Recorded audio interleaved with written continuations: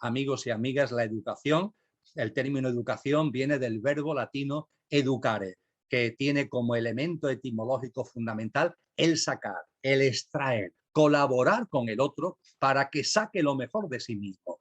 Este es el sentido profundo de la educación.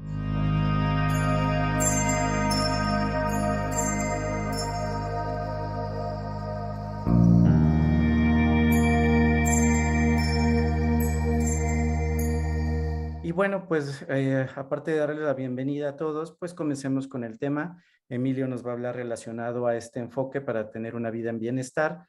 Vamos a hablar aproximadamente como unos 70 minutos. Voy a desactivar el chat y al final lo voy a volver a activar para que nos hagan llegar sus preguntas en esos 30, 40 minutos del final. Emilio, por favor, comencemos contigo. Estupendo. Pues muchísimas gracias, Rodrigo. Como antes comentaba, un fuerte abrazo para todos y para todas.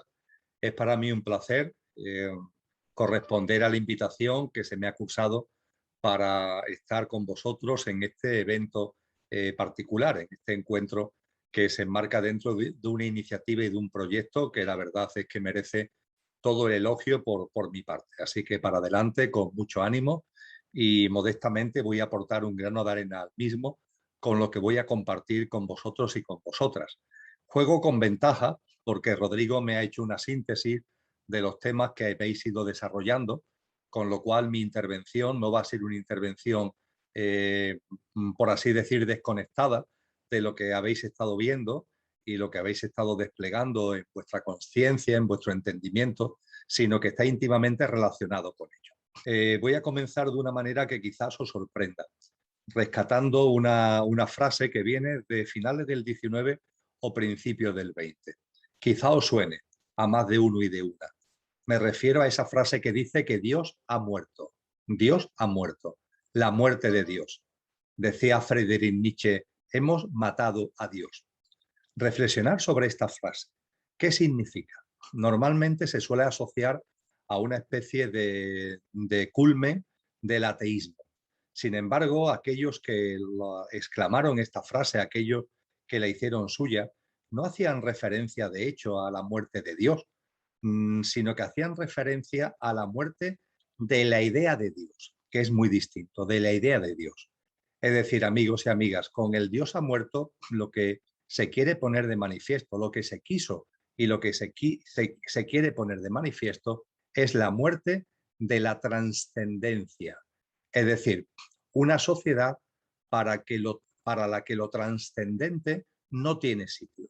Una sociedad encadenada, atada e identificada con lo superficial, con lo meramente material, y donde no hay sitio para nada para la trascendencia.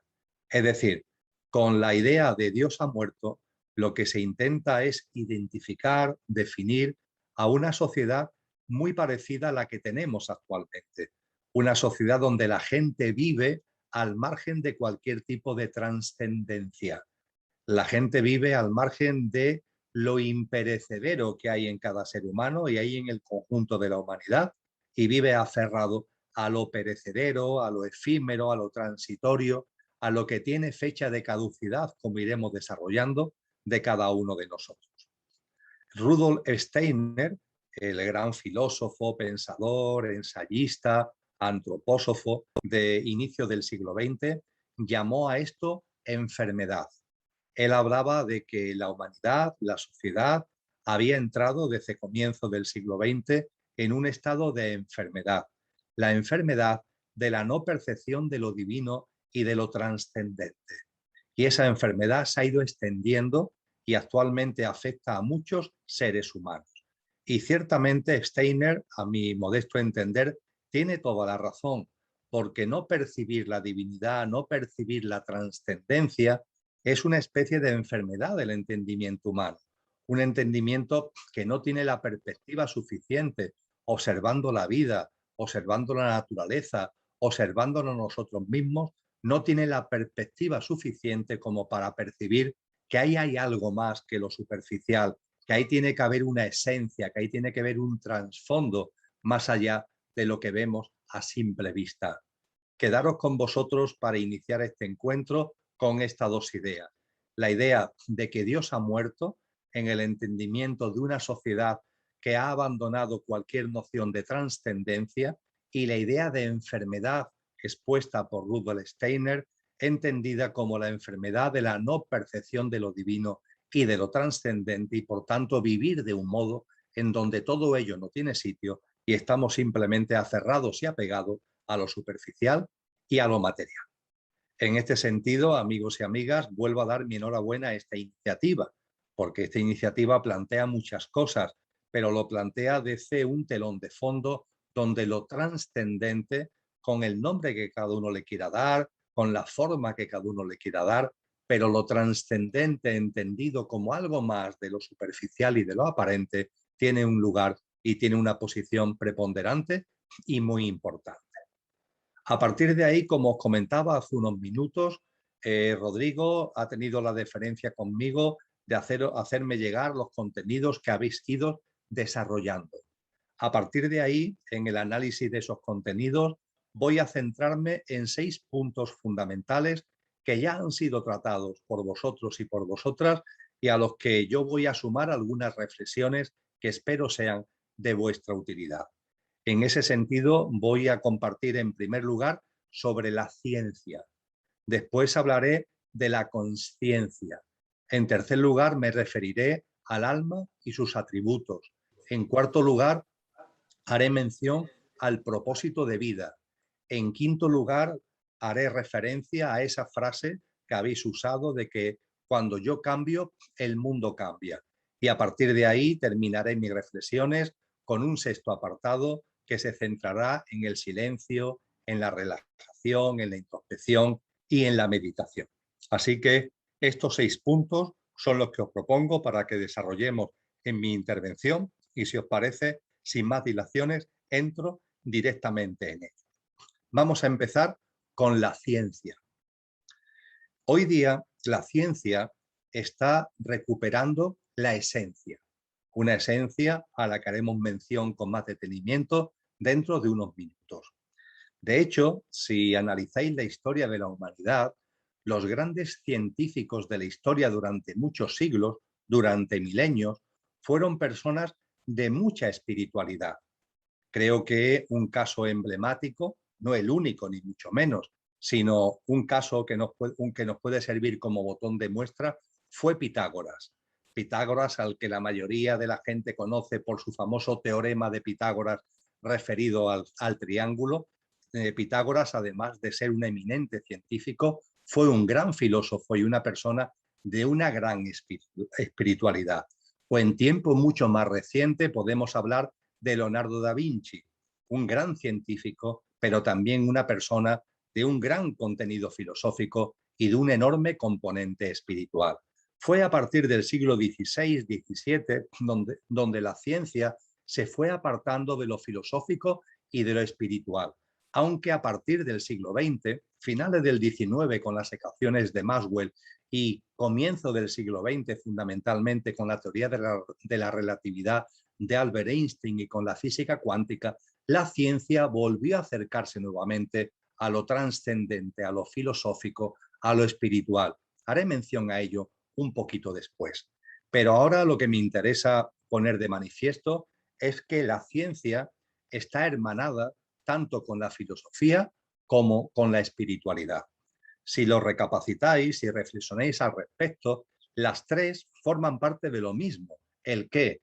La búsqueda de la verdad. Una verdad que para alcanzarla hay que rasgar el velo. No nos podemos quedar simplemente en lo aparente. Hay que ir más allá. Eso es lo que hace la ciencia. Lo hace actualmente, desde luego. Lo ha hecho durante mucho tiempo, quitando un lapso de unos pocos siglos. La ciencia busca la verdad detrás de la superficie, detrás de lo material. Lo hace la filosofía y lo hace la espiritualidad. Ciencia, filosofía y espiritualidad son como tres pilares de lo mismo. La indagación, la investigación, la búsqueda por parte del ser humano de la verdad, de lo que explica la existencia, de lo que explica nuestra vida, de lo que explica la razón de ser del universo y la razón de ser de cada uno de nosotros. En ese sentido, esta tríada, ciencia, filosofía y espiritualidad, desde hace mucho tiempo se ha considerado que es el acicate para el desarrollo de nuestra mente abstracta. A lo largo de los contenidos de este proyecto, de esta iniciativa, os habéis acercado a la mente, la habéis estudiado, habéis conocido distintos tipos de mente. Yo quiero recalcar que en la mente del ser humano hay un componente que la psicología actual, a través de muchos psicólogos, denominan mente concreta, y también hay otra parte de la mente, otro componente de la mente, otro nivel de la mente, que es la mente abstracta. Ambos niveles, el concreto y el abstracto, tienen su sentido, tiene su funcionalidad, pero a su vez esa funcionalidad es diferente en cuanto al uso y al servicio que nos da a los seres humanos. La mente concreta se ocupa de lo cotidiano, de lo ordinario y de lo rutinario. Y es muy importante, por supuesto, para andar en nuestro día a día. Pero además de esa mente concreta, que cuando estamos solamente pensando en lo superficial y en lo material, es lo único que usamos, pero junto con esa mente concreta hay otro nivel en nuestro espacio mental. Ese nivel es la mente abstracta. Una mente abstracta que la podemos usar cuando nos ocupamos precisamente no de lo ordinario, no de lo rutinario, no de lo cotidiano, sino de temas, vuelvo a usar el término, trascendentes. Cuando un ser humano se plantea temas que tienen que ver con la ciencia, con las artes, con la filosofía, con la espiritualidad, etcétera, ese ser humano no está usando, se dará cuenta o no se dará cuenta, pero no está usando la mente concreta, está usando un nivel superior de la mente, que es la denominada mente abstracta. Cuando estamos en modo mente concreta es porque nos estamos ocupando de lo rutinario y de lo cotidiano. Cuando elevamos el nivel y nos preguntamos acerca de grandes cosas, cuando buscamos la verdad por el camino de ese triple espiritualidad, filosofía, ciencia al que acabo de hacer mención, estamos usando la mente abstracta. Y hay una diferencia importante. La mente concreta, como se ocupa de lo rutinario y de lo cotidiano, no hay que ponerla en funcionamiento, sino que está en funcionamiento per se, está en funcionamiento automáticamente. En cambio, amigos y amigas, la mente abstracta solo se pone en funcionamiento cuando la usamos trayendo a nuestra mente, trayendo por tanto a nuestra vida cuestiones trascendentes. Y la mente abstracta, además, junto con esta característica de que solo entra en funcionamiento cuando la usamos, se expande cuanto más la usamos. De tal forma que una persona que a su vida no trae cuestiones trascendentes desde la ciencia, las artes, la filosofía, la espiritualidad, esa persona al no usar la mente abstracta no se expande, es como si fuera una semillita, como si fuera un embrión, pero que no termina de abrirse. En cambio, la persona que sí trae a su vida con frecuencia este tipo de cuestiones trascendentes, sí usa y a partir del uso expande la mente abstracta. Y esto tiene mucha importancia porque se decía desde muy antiguo, desde hace milenios, lo estudia muy bien la ciencia del yoga, que entre el nivel superior de la mente abstracta y el nivel inferior de la mente concreta hay un punto de conexión que los antiguos denominaron antakarana. Es como una casa de dos plantas, la planta de abajo, la mente concreta, y la planta de arriba, la mente abstracta. Y entre la planta de abajo y la planta de arriba hay una escalera. Esa escalera que une la mente abstracta, planta de arriba, con la mente concreta, planta de abajo. Y esa escalera que nos une es a lo que se le dio el nombre de Antakarana, que algunos autores especificaron que está localizada desde el punto de vista de nuestra fisiología, de nuestra biología, entre la glándula pineal y la glándula pituitaria. Y ese antakarana, repito, es la escalera, el puente, la conexión entre la mente abstracta y la mente concreta. Y esa escalera le pasa igual que a la mente abstracta, está como un embrión. ¿Y cómo se abre ese puente? ¿Cómo se abre esa escalera? ¿Cómo se abre ese espacio? Pues en la medida en que se expande la mente abstracta. Cuando la planta superior se abre, se expande, se desarrolla gracias a su uso por las ciencias, por las artes, por la filosofía, por la espiritualidad. Cuando la mente abstracta se usa y se expande, Antakarana también se abre, Antakarana también se expande. Y a partir de ahí se abre la conexión entre la mente abstracta y la mente concreta. Y por fin, en todas esas tradiciones espirituales, repito, con la ciencia del yoga a la cabeza, se nos informa, se nos dan muchos detalles de cómo, al usar la mente abstracta de la forma que hemos compartido y expandir la mente abstracta y abrir Antakarana, a través de Antakarana van llegando a la mente concreta, y a través de la mente concreta que se ocupa de lo cotidiano a todos nosotros, a todo lo que somos nosotros desde el punto de vista de lo físico, de lo emocional y de lo mental ligado a la mente concreta, va llegando lo que se denominó antiguamente una lluvia sagrada, que a mí me gustaría centrar fundamentalmente aquí y ahora, en lo que aquí nos ocupa y en lo que aquí nos interesa, en el discernimiento. Al ser humano que usa la mente abstracta, ese uso la expande. Al expandir la mente abstracta, se abre el puente entre la mente abstracta y la mente concreta, y eso permite que caiga una especie de lluvia en donde va incluido algo tan importante como es el discernimiento. El discernimiento, amigos y amigas, es difícil de definir, pero está mucho más ligado a la sabiduría que al conocimiento. Yo creo que somos conscientes que una cosa es una persona con conocimientos y otra cosa es una persona sabia. La sabiduría tiene un plus, la sabiduría tiene un valor añadido. Gracias a la expansión por el uso de la mente abstracta, al ser humano va llegando el discernimiento. El discernimiento posibilita saber discernir entre lo que es realidad y lo que es fantasía. Hay personas que viven experiencias, quizás muchos de vosotros y de vosotras, que vivís experiencias que se salen, entre comillas, de lo normal. Pero podéis tener la duda, ¿esas experiencias son fantasías mentales? ¿Son reales? El discernimiento te aporta ese valor añadido para que puedas dirimir tú mismo, contigo mismo y en conciencia, si es fantasía o es realidad. De la misma forma, el discernimiento nos aporta intuición, nos aporta inspiración, además, por supuesto, de que va generando en el ser humano sensibilidad, sentimiento, ternura.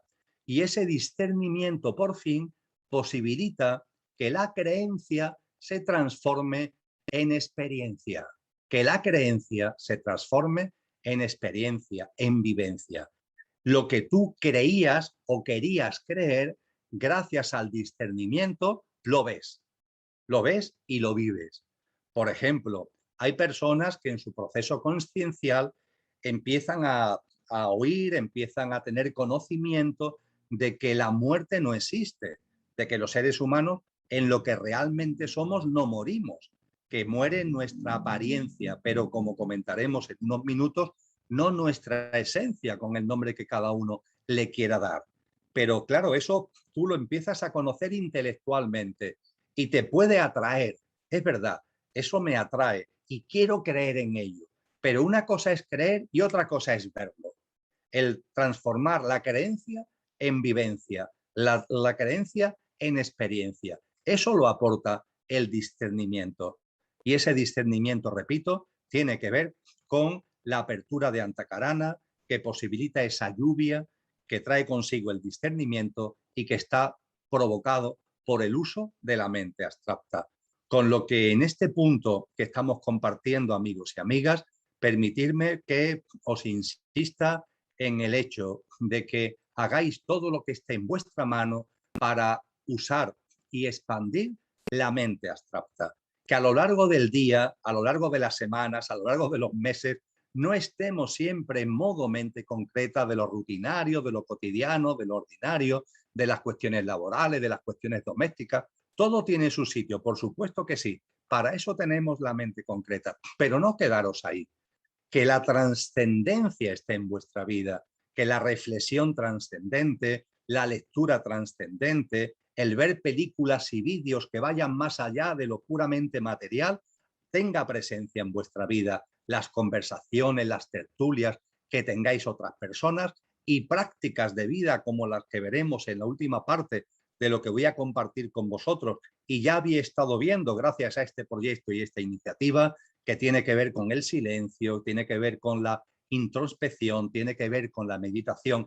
De toda esta forma vamos usando y expandiendo la mente abstracta e iremos obteniendo este maravilloso regalo que es el discernimiento. Por tanto, amigos y amigas, os propongo como primera reflexión, como primer elemento del POSIT que tenemos que tener en el frigorífico, permitirme la broma, para desarrollar nuestra vida, que lo trascendente tenga su sitio, que Dios, entre comillas, no haya muerto, que no nos encadenemos a la enfermedad de la que habló Rudolf Steiner y que esa trascendencia ponga en marcha y provoque el uso de nuestra mente abstracta, porque gracias a ese uso de la mente abstracta y a la expansión de la misma, traeremos a nuestra vida el discernimiento con todo lo que ello conlleva. Y hablando de ciencia, como segundo punto, os proponía hablar de la consciencia. También lo habéis tratado ya mucho, ¿verdad? Pero exactamente, ¿qué es la consciencia? El diccionario lo aclara muy bien. Curiosamente, el diccionario de la Academia Española de la Lengua aclara muy bien lo que es la consciencia y nos habla de que es una triple capacidad. Nos dice que la consciencia tiene como elemento el conocimiento de uno mismo, es decir, una mirada hacia adentro, una mirada interior, el conocimiento de uno mismo. Es el primer componente de la consciencia que enlaza además con ese conocimiento de uno mismo del que hablaron los filósofos griegos, la tradición espiritual de muchos ámbitos espirituales y religiosos.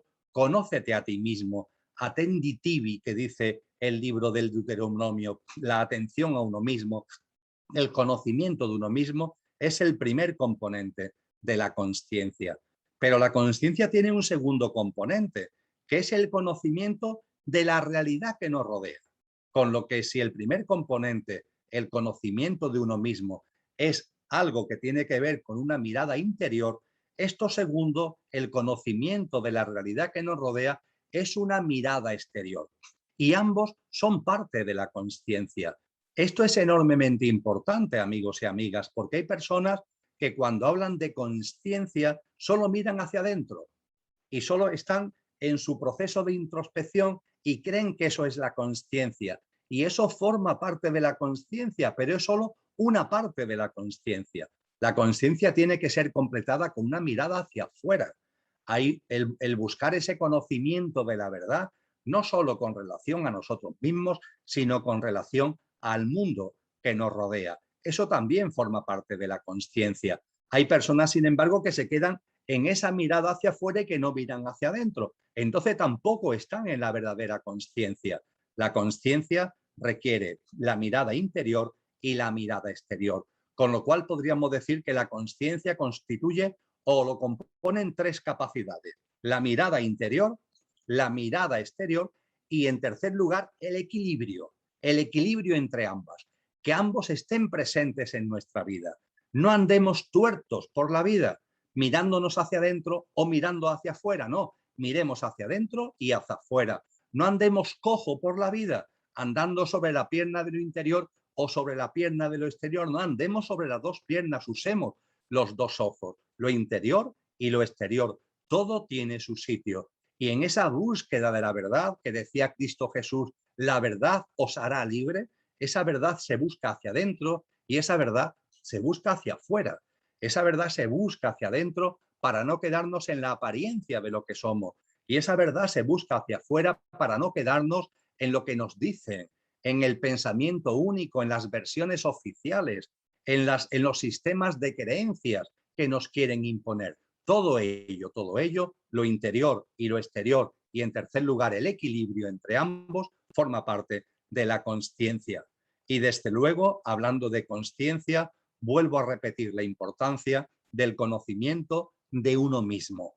Ese conocimiento de uno mismo que se plasmó en la construcción por los sabios de la Grecia clásica por los 7 grandes sabios de Grecia que impulsaron la construcción del denominado Templo de Delfos. Todavía hoy, si visitamos las afueras de Atenas, estás a unos 30 kilómetros de Atenas, podemos visitar ese templo. Ya quedan sus ruinas, pero ese templo fue un templo grandioso y en su momento, cuando se construyó, siglo VI antes de Cristo, alojó el oráculo de los dioses. Es decir, era el sitio sagrado por excelencia donde se podía acceder a la propia divinidad. Y estos sabios de la Grecia clásica que impulsaron la construcción de este templo en Delfos, que dedicaron al dios Apolo y donde se ubicó ese oráculo de los dioses, en la entrada del templo, ¿qué fue lo que pusieron? Conócete a ti mismo. Lo pusieron lógicamente en griego clásico, no lo pusieron en castellano, pero lo que pusieron en el frontispicio de entrada fue conócete a ti mismo, porque allí se desplazaban personas de todo el Mediterráneo que hacían viajes muy largos para llegar allí. Y cuando llegaban allí buscando la sabiduría, lo que se encontraban en la puerta era un gran mensaje. El mensaje que de algún modo, de alguna manera, sintetiza esa sabiduría. Conócete a ti mismo, conócete a ti misma. Han pasado los siglos, amigos y amigas, y parece que este mensaje no ha calado demasiado en la humanidad. Hay muchas personas todavía que están muy lejos de intentar siquiera ese conocimiento de uno mismo. A modo de broma, yo diría que si reconstruyéramos ese templo de Delfos, en la entrada ya no pondríamos conócete a ti mismo, porque parece ser que ese mensaje no termina de calar. Y me gusta compartir que en su lugar deberíamos poner, date cuenta, eres conductor y coche. Date cuenta, eres conductor y coche. Porque creo que de esa forma respetamos el mensaje absolutamente del conócete a ti mismo, pero lo actualizamos en un lenguaje que se pueda entender mejor. Porque efectivamente conocernos a nosotros mismos supone darnos cuenta, percatarnos, tomar conciencia de que somos conductor y coche. Vosotros y yo, todos los seres humanos. Claro que somos coche. ¿Qué es el coche? El coche es lo que también se ha llamado el pequeño yo, es decir, nuestro yo físico, nuestro yo emocional y nuestro yo mental ligado a la mente concreta y la personalidad a todo ello asociado, lo físico, lo emocional, lo mental y la personalidad, todo a ello asociado. Ese es el coche. Y el conductor es algo que no tiene fecha de caducidad, cosa que sí le ocurre al coche, y que encarna en el coche para vivenciar la experiencia humana. Porque el coche tiene fecha de caducidad. Todos los coches, el vuestro y el mío, van a terminar sus días o en un crematorio o en un cementerio, todos sin excepción. Ese es el porvenir del coche. El coche tiene fecha de caducidad porque es perecedero. Sin embargo, el conductor no. El conductor utiliza el coche, el conductor encarna en el coche para experienciar la vivencia humana, pero es imperecedero, no es efímero, no es pasajero, como le pasa al coche. Esta es la gran enseñanza del conócete a ti mismo, del attendi tibi que se decía en latín antiguo. Ese estate atento a ti mismo, ese conócete a ti mismo, es el descubrimiento de que tú eres apariencia y esencia. La apariencia, lo que ves en el espejo, lo que estáis viendo de mí en estos momentos, el coche, la apariencia, este tal Emilio que está aquí hablando y que está aquí gesticulando y compartiendo con vosotros. Si yo fuera solamente Emilio, tendría mis días contados. Emilio es para mí mi pasaporte, mi documento de identidad, mi apariencia, mi coche. Pero yo, al igual que vosotros, somos mucho más que esa apariencia. Yo soy mucho más que Emilio. Y cuando Emilio termine sus días en el crematorio o en el cementerio, yo lo que de verdad soy, voy a seguir viviendo. El conductor que ha encarnado en el coche Emilio desencarnará y volverá a encarnar, seguirá su camino de conciencia espiritual, porque la esencia no conoce la muerte, porque la esencia es imperecedera. Todo esto, amigos y amigas, tiene que ver con ese conocimiento de nosotros mismos al que vengo haciendo referencia dentro del ámbito de la consciencia. con lo que hemos hablado, amigos y amigas, de ciencia y de consciencia. El tercer apartado que os proponía tiene que ver con el alma y sus atributos. No vamos a entrar ahora en discernimiento acerca de qué es el alma, qué tiene que ver con la esencia. Hemos dicho en un esquema simple que somos apariencia y esencia. Las dos cosas, con la diferencia de que la apariencia tiene fecha de caducidad y la esencia no lo tiene. Hemos dicho que somos conductor y coche. Pues bien, en la denominación de alma se une a la esencia, ¿verdad? Tiene que ver con lo imperecedero del ser humano. Nos enseñaban desde antiguo que los componentes imperecederos, los componentes de la esencia del ser humano, son alma y espíritu. Por ejemplo, dice San Pablo, Pablo de Tarso, en la primera carta a los tesalonicenses, el ser humano es cuerpo, alma y espíritu. El cuerpo es el coche, la apariencia, y el alma y el espíritu está ligado con la esencia. O los filósofos griegos, o Marco Aurelio, el gran emperador filósofo latino, en su libro Meditaciones, nos habla de lo mismo, cuerpo, psique y neuma. Psique algo parecido al alma, neuma algo parecido a lo que conocemos como espíritu. El alma y el espíritu forman parte de la esencia. La diferencia está en que el espíritu es la semilla divina, la chispa divina, la naturaleza divina que hay en todas las formas de vida y en cada ser humano, y el alma es el vehículo que usa el espíritu para vivenciar la materia, para envolverse en la materia. En cualquier caso, aquí no vamos a entrar en esos distingos. Vosotros habéis compartido, os habéis adentrado en lo que tiene que ver con el alma y sus atributos, entendiendo como el alma la esencia. Pues bien, esos atributos de la esencia, esos atributos del alma, son muy importantes recordarlos. Son enormemente trascendentes el que lo tengamos presente, porque son los atributos de nuestro verdadero ser, de nuestra verdadera naturaleza. Y hubo un autor, ya que hemos hablado de la Grecia clásica, ha habido un autor, me refiero a Platón, ni más ni menos que a Platón, que ha sistematizado con toda claridad cuáles son esos atributos de nuestra esencia, esos atributos de nuestra alma. Y decía Platón que el ser humano ha de cultivar 4 aspiraciones básicas. 4 aspiraciones básicas porque nos enraizan con lo que auténticamente somos. Son atributos del conductor. Y aquí ahora, coche y conductor, estos 4 atributos, a modo de aspiraciones, deben estar presentes, enseñaba Platón, también lo enseñaba antes la Academia Pitagórica, en la vida del ser humano. ¿Cuáles son estos 4 grandes ideales? ¿Cuáles son estas 4 grandes aspiraciones? Belleza, justicia, verdad y bien universal. La belleza, la justicia, la verdad y el bien universal. De hecho, cuando hemos hablado de ciencia, de artes, de filosofía, de espiritualidad, como ámbitos que nos ayudan a usar y a expandir la mente abstracta para atraer a nosotros el discernimiento, están íntimamente ligados a estas grandes aspiraciones, a estos grandes ideales que deben estar presentes para tener una vida plena como seres humanos. Y seguía hablando Platón de que la plasmación de estos ideales, es decir, el traer estos ideales a nuestra vida, nos va proporcionando como fruto natural, no de manera forzada, no con trabajo, no con esfuerzo, sino de manera natural, nos va trayendo a nosotros una serie de regalos. Por ejemplo, decía él, la belleza trae al ser humano el regalo del arte en sentido amplio y de la creatividad.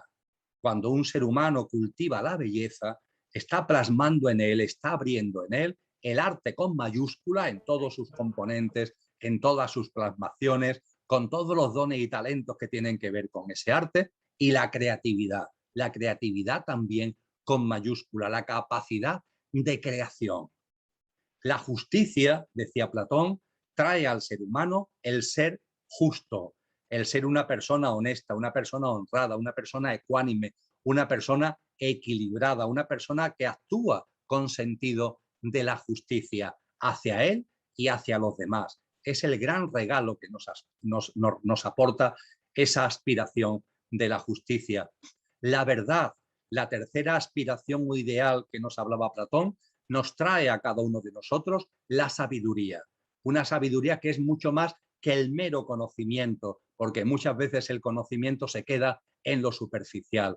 La sabiduría no, la sabiduría va más allá, profundiza, se mete dentro y además lo plasma en la vida cotidiana para que no se quede en algo puramente intelectual, sino que llene nuestra vida, llene nuestros pensamientos, llene nuestras emociones y llene nuestros hábitos, nuestras pautas, nuestras conductas y nuestros comportamientos. Porque como muy bien afirmó Cristo Jesús, por sus obras, por sus frutos, los conoceréis, porque son las obras los que hablan de nosotros, no las ideas mentales, no las ideas intelectuales que puede haber.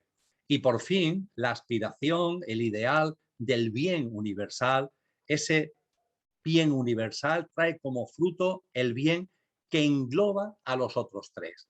Es la idea de la bondad, es la idea de la compasión, es la idea del amor que va plasmando, que va integrándose, que va enraizando en nosotros y que hace que el arte, el ser justo y la sabiduría como frutos de la belleza, la justicia y la verdad vayan plenamente encardinando en nuestra vida y vaya haciendo nuestra vida una vida verdadera, que no sea un mero sobrevivir, sino que sea un vivir pleno, un vivir auténtico y un vivir genuino. Y para colmo, no quedándose ahí, profundizando todavía más, decía Platón que esta plenitud a la que acabamos de hacer referencia promueve en los hombres y en mujeres lo que él denominó virtudes, una serie de virtudes cardinales. Esto de virtudes cardinales quizás tenga para vosotros una connotación ligado a lo mejor a la Iglesia Católica, pero es muy anterior a la Iglesia Católica. Deriva de la escuela pitagórica y deriva ni más ni menos que de Platón. Y tienen que ver con esa conjunción entre ideales y fruto de esos ideales que venimos comentando. ¿Y cuáles son esas virtudes que van llegando a cada uno de nosotros cuando poco a poco vamos enraizando en nosotros los atributos de nuestra esencia, los atributos de nuestra esencia que se van plasmando en nuestra vida, que se van haciendo real en nuestra vida? Pues bien, eso trae a nosotros cuatro grandes virtudes, cuatro grandes hilos conductores de nuestro comportamiento y de nuestra conducta. La prudencia, que está unida a la sabiduría, la justicia, que está unida a ser justo, la fortaleza, que está asociada a la libertad, a la voluntad, y la templanza, entendiendo como la templanza el equilibrio emocional, el equilibrio mental y la paz. La paz que va llegando a nosotros cuando vamos viviendo no desde el coche, sino del conductor. Todo esto, amigos y amigas, consolidan en nosotros la armonía, promueven la reverencia por la vida, y esa reverencia por la vida abre las puertas a la compasión y es la genuina plasmación del amor. Y quizás esto de la reverencia por la vida os puede resultar una expresión un tanto extraña. Voy a terminar la relación, mis palabras, en cuanto al alma y sus atributos, con una apostilla acerca de la reverencia por la vida. Amigos y amigas, esta expresión se debe al Premio Nobel de la Paz del año 1952, Albert Schweitzer. A él se la debemos. Y él hablaba de la reverencia por la vida en el sentido de la confianza en la vida y de la maravilla y la actitud de reverencia que debemos tener como seres humanos ante la maravilla de la vida. La vida en todas sus expresiones. La vida que se plasma en nosotros, la vida que se plasma en los demás seres humanos, la vida que se plasma en todos los reinos de la naturaleza, a la que el antropocentrismo y el especismo vigente todavía en la humanidad nos lleva a despreciarlo, a considerar que son un segundo escalón, y a la vida que se plasma en la madre tierra y que se plasma en el cosmos. La vida es una, la vida tiene todas esas manifestaciones, la vida es una, pero la unicidad es tan maravillosa que no se plasma en el uniformismo, sino que se plasma en la diversidad. Unicidad no en uniformismo, sino unicidad en diversidad. Y ante esa diversidad, la reverencia, el estar maravillados ante el mirado continuo de nuestra vida y de la vida que nos rodea. Esa reverencia por la vida nos lleva a la confianza en la vida, una confianza en la vida que abre a su vez las puertas de la aceptación y de una acción consciente, una acción que esté siempre ligada al conductor, no a los impulsos del coche, no a los impulsos del pequeño yo. Bien, amigos y amigas, llegados a este punto, me parece que estamos en condiciones de pasar al cuarto de los apartados que os proponía en el esquema inicial. Vamos a entrar en el propósito de vida. Vamos a dedicar unos minutos a qué es eso del propósito de vida. Bien, yo creo que inicialmente es sencillo de entender.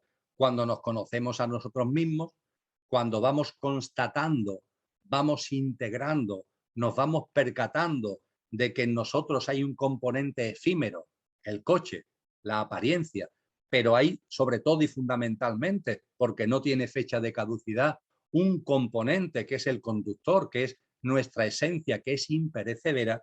A partir de ahí, si el conductor encarna en el coche para experienciar la vida humana, será con un propósito, ¿verdad? Con un propósito de vida. Ese propósito de vida siempre es el mismo, es crecer en conciencia.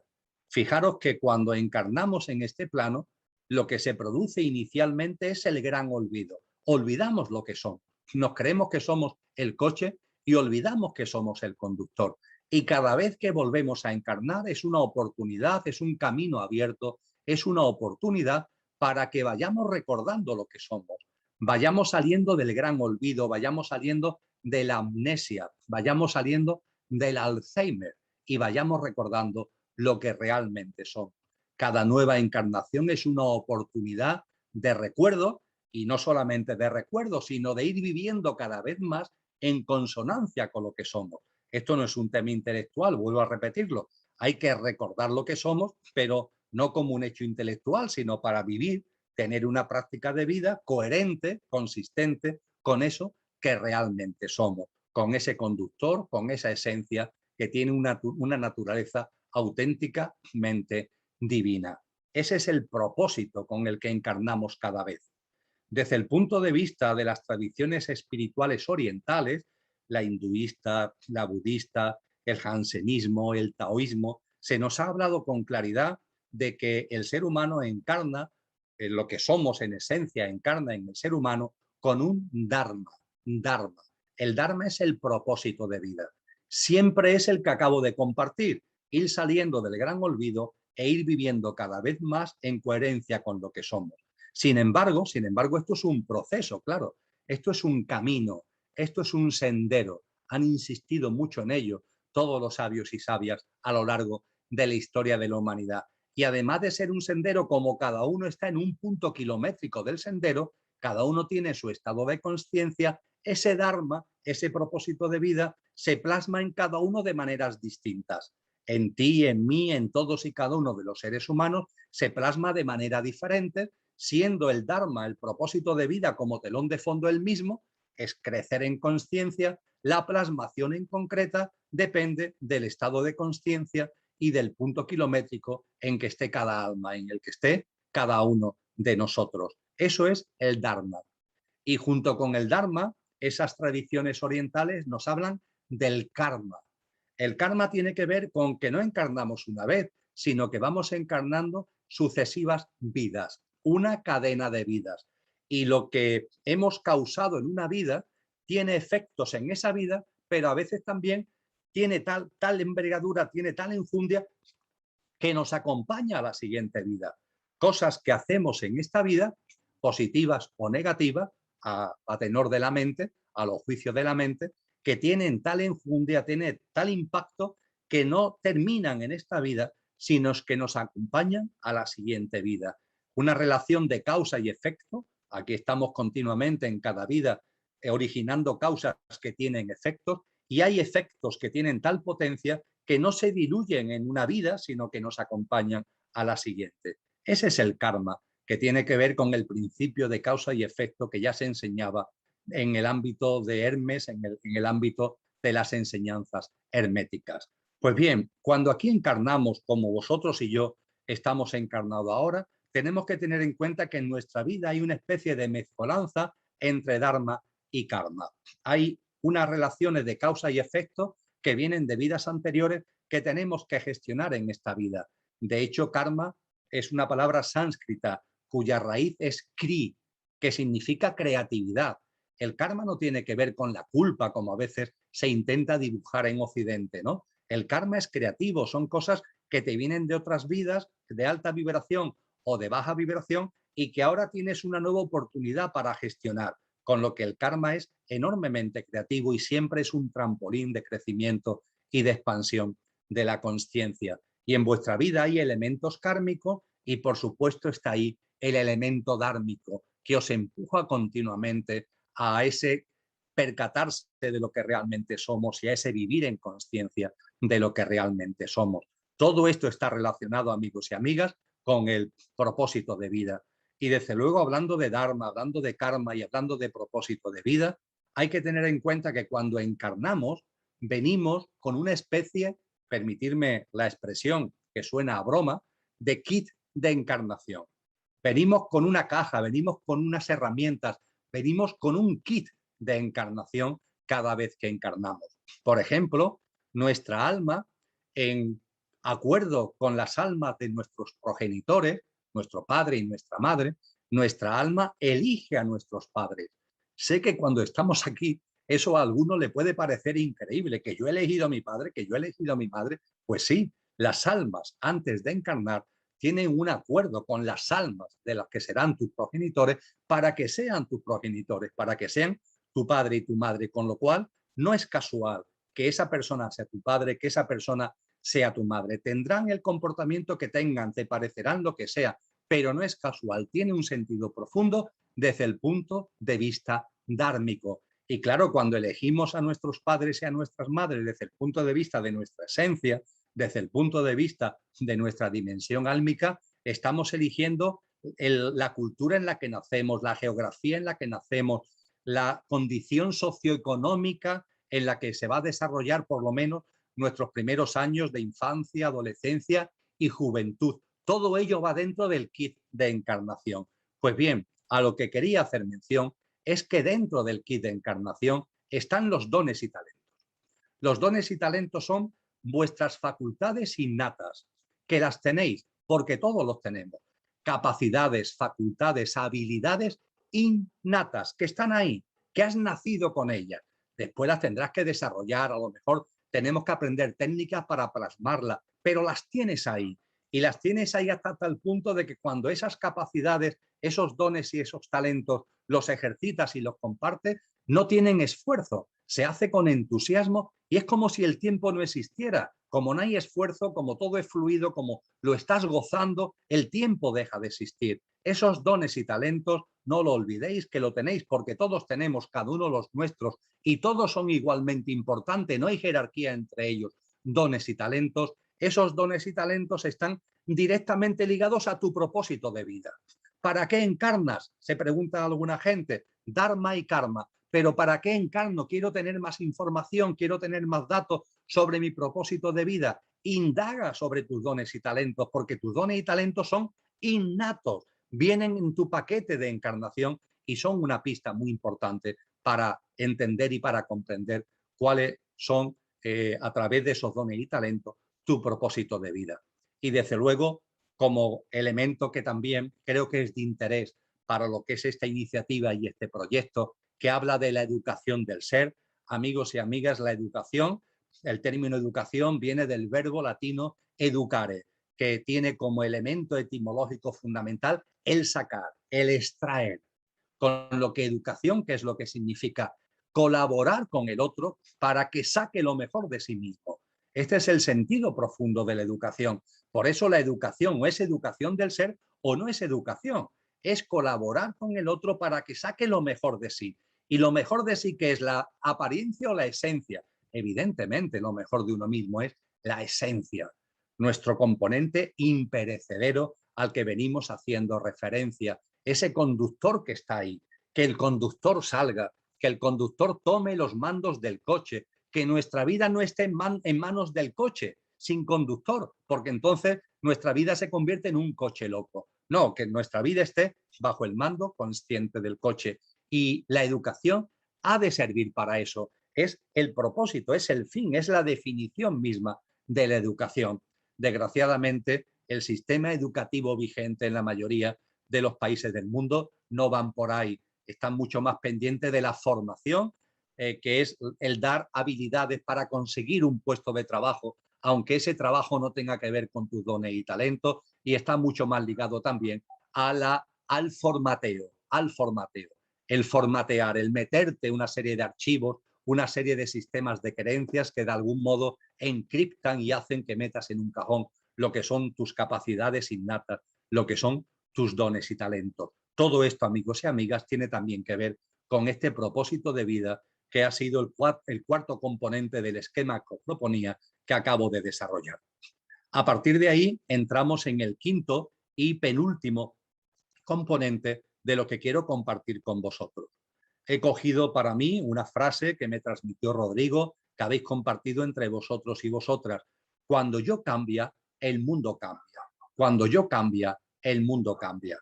Tiene que ver también con una frase atribuida a Mahatma Gandhi, a ese gran alma que fue Gandhi, cuando dijo eso de ojos nuevos para un mundo nuevo.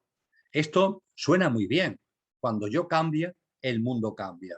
Ojos nuevos para un mundo nuevo. Esto suena muy bien, pero ¿cuál es su basamento? ¿Cuál es su fundamento? Bueno, con relación a ese basamento, a ese fundamento de una frase tan potente, podríamos hablar de distintas cosas. Pero habida cuenta del momento que estamos viviendo como humanidad, creo que es muy importante recordar lo siguiente, en el entendimiento, insisto, del momento tan importante que está viviendo la humanidad, porque el momento que estamos viviendo como humanidad es trascendente. Por ejemplo, no es casual que hay tantísimas almas encarnadas. No sé si lo habéis reflexionado, pero hasta principios del siglo XX, la demografía planetaria, la población humana, no llegaba a 1.000 millones de seres humanos. En el año 1850 se llegó a 900, 1.000 millones de seres humanos. A principios del siglo XX llegamos a 1.100, 1.200 millones de seres humanos. Actualmente somos casi 8.000. Y claro, detrás de cada ser humano hay un alma encarnada. ¿Por qué tantas almas encarnadas ahora? A lo largo de la historia, durante milenios, no se ha dado el caso. Ahora, sin embargo, hay multitud de almas encarnadas. Esto es un botón de muestra de la importancia del momento en el que estamos viviendo, un momento en el que la humanidad está en tránsito hacia algo nuevo y todas las almas tenemos que estar aquí precisamente por ello, y cada una decir exactamente en el estado de conciencia en la que se encuentra de cara precisamente a esa nueva humanidad que ya se está formando, que ya se está creando, esa humanidad que está ya en el corazón y en el alma de tantas personas y que estamos fraguando, como si fuera un horno, que estamos fraguando entre todos. Es un momento muy importante. Y cuando hablamos de cuando yo cambio, el mundo cambia, en este momento tan importante de la humanidad y con la idea de autotransformación que también habéis desarrollado en vuestros encuentros, creo que hay que tener en cuenta algo muy importante. Amigos y amigas, existe un consciente personal y existe un consciente colectivo. Existe un estado de conciencia de cada uno, pero la humanidad también tiene un consciente colectivo. Hablaba los filósofos, los psicólogos tradicionales han hablado del inconsciente y han hablado de un inconsciente personal y de un inconsciente colectivo. Pues bien, junto con un inconsciente, que es verdad, porque hay inconsciencia personal y también colectiva, sistemas de creencias, etcétera, etcétera, que nos mantienen en esa inconsciencia, pero junto con eso hay un consciente individual, la persona que va avanzando en el estado de conciencia, en el sendero espiritual, y también existe un consciente colectivo. Y ese consciente colectivo, ¿cómo se forma? ¿Cómo se configura? Pues por la suma de todos los conscientes colectivos personales. El consciente colectivo de la humanidad no es fruto de la casualidad, se debe al consciente colectivo de cada ser humano. ¿Esto qué es lo que implica? Algo muy sencillo y enormemente importante. Cuando un ser humano, vosotros o yo, damos un paso en consciencia, ese paso en consciencia repercute en nosotros, claro que sí, en nuestra autotransformación. Pero ojo, no nos quedamos ahí. Ese paso que damos también aporta un impulso al consciente colectivo. Recapacitar en esto, profundizar sobre esto, por favor, reflexionar al respecto, porque si reflexionáis al respecto, quizás se abra en vosotros un nuevo entendimiento de la expansión de la consciencia. Mirad, amigos y amigas, soy con vosotros enormemente sincero. Yo, como vosotros, estoy en el sendero espiritual, estoy en el camino de la consciencia e intento dar pasos en ese camino de la consciencia día a día. Pero ojo, lo que de verdad me importa en cada paso que doy no es lo que repercute en mí, que siempre estamos con el mí, con el yo. No, no, lo importante es lo que proporciono al consciente colectivo humano. Lo importante verdaderamente es que cada paso que yo doy no es que repercute en mi estado de conciencia, que lo hace, sino que lo aporto al consciente colectivo humano. Y esto debe ser un factor motivador fundamental en el momento actual. Vamos a crecer, vamos a desarrollarnos, vamos a autotransformarnos, pero vamos a elevar la perspectiva. Vamos a hacerlo por nosotros, sí, pero también pensando, y yo diría que sobre todo, en ese impulso que le estamos dando, en ese granito de arena que estamos aportando al consciente colectivo. Porque, fijaros, el camino de la consciencia lo tiene que hacer cada uno. En el ámbito de la consciencia no existen las transferencias. En el ámbito de la consciencia no existen las transfusiones. En la sangre sí, ¿verdad? Una persona puede donar a otra sangre. En el ámbito de la consciencia esto no es posible. Ojalá pudiéramos transferir, ojalá pudiéramos pasar consciencia a otras personas. Esto no es posible. El camino de la consciencia tiene que hacerlo cada uno, en él prima el libre albedrío y es un sendero que cada uno tiene que recorrer sin prisas, pero sin pausa, desde luego, con perseverancia y con mucho entusiasmo y mucha ilusión. Por tanto, aquí no hay transfusiones, cada uno tiene que hacer el camino. Pero en la medida en la que el consciente colectivo va aumentando, el camino que cada uno, porque tiene que hacerlo cada uno, el camino que cada uno tiene que hacer, lo va haciendo con el viento a favor. Mientras que si lo que prima es el inconsciente colectivo, hay que hacer el camino, pero con el viento en contra. Y hay una enorme diferencia. No sé si en algún momento, en el contexto de la naturaleza, en la montaña, en la playa, habéis tenido ocasión de comprobar lo que es caminar con el viento en contra o caminar con el viento a favor. La diferencia es enorme. Evidentemente el camino, repito, tiene que hacerlo cada uno, pero es enormemente diferente el hacerlo con el viento en contra que con el viento a favor. El consciente colectivo, en la medida en la que entre todos lo vamos aumentando con los pasitos que cada uno vamos dando, ese consciente colectivo, cuanto más alto sea, es un viento a favor más potente. Y esto es maravilloso, amigos y amigas, el darnos cuenta de que cada paso que damos, repercutiendo en nosotros, que no digo que no tenga importancia, pero no nos quedemos ahí. Tengamos la perspectiva, tengamos la mirada puesta en esa aportación que estamos haciendo al crecimiento del consciente colectivo y de esa manera a un viento favorable para que todas las almas encarnadas en seres humanos tengan el viento a favor a la hora de hacer el camino. Lo harán o no lo harán a una velocidad o a otra, pero van a tener el viento a favor para que el libre albedrío actúen en consecuencia. Y llegamos así al último apartado que quería compartir con vosotros. Hablaba en ese sexto y último apartado del esquema que os propuse inicialmente, hablaba de silencio, de relajación, de meditación.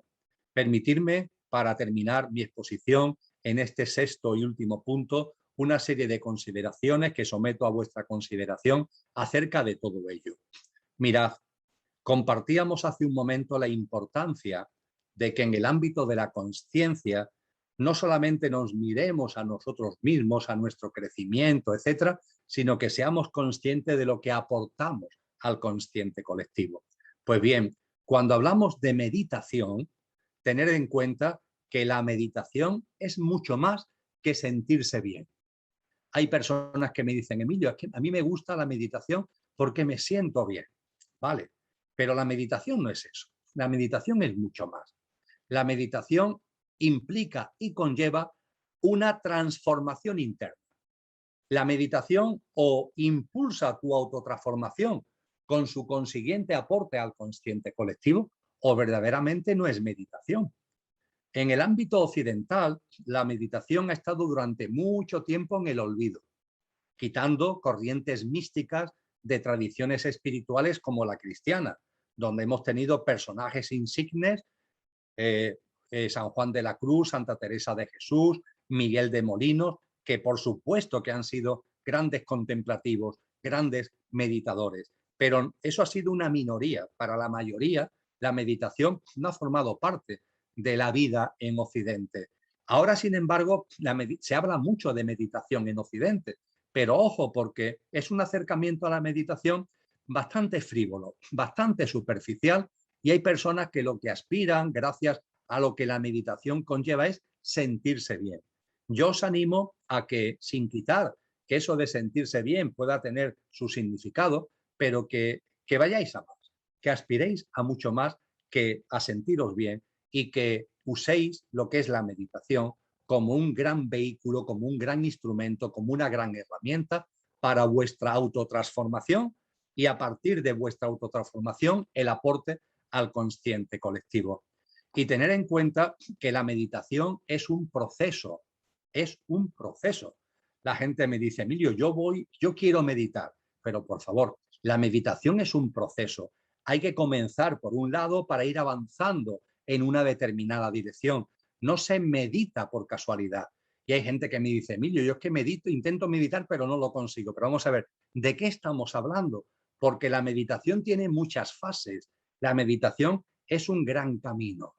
Y es un camino que tiene mucho que ver, fijaros, ya que estamos hablando de educación, vosotros habléis de educación del ser, y ya que hemos hablado aquí y vosotros lo habéis hecho sobre la mente, tiene un componente muy importante la meditación de educación de la mente, para que la mente esté realmente a nuestro servicio.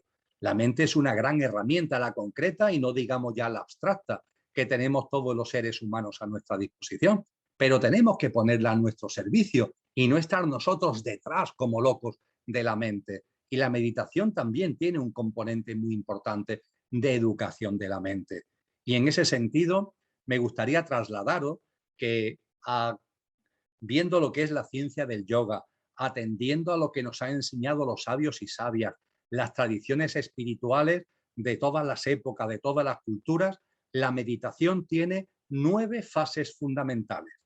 Evidentemente no puedo ni tengo capacidad temporal ni de síntesis siquiera como para poder abordar cada una de ellas, pero me vais a permitir que lo enuncie, que las enuncie. 9 fases fundamentales del camino de la meditación, entendiendo, repito, que la meditación es mucho más que sentirse bien y entendiendo igualmente que la meditación es un proceso, no es algo que se hace o no se hace, no, es algo que tiene etapas por las que hay que ir pasando y que tenemos que ir consolidando en cada uno de nosotros. ¿Cuáles son, enunciativamente, sin entrar en detalles, cuáles son esas 9 grandes fases de lo que la meditación es y lo que la meditación representa?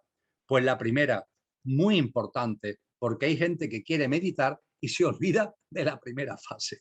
La primera fase de la meditación son prácticas básicas de hábitos de vida. Amigos y amigas, hábitos de vida. Cuando estamos en el estrés, cuando estamos en el culto a la velocidad, cuando estamos en un estilo de vida atosigante, trepidante, la meditación es un imposible. Es absurdo plantearnos avanzar en el camino de la meditación cuando estamos enzarzados en ese culto a la velocidad, en ese estrés, en esa dinámica loca de una vida compleja. Vamos a pararnos.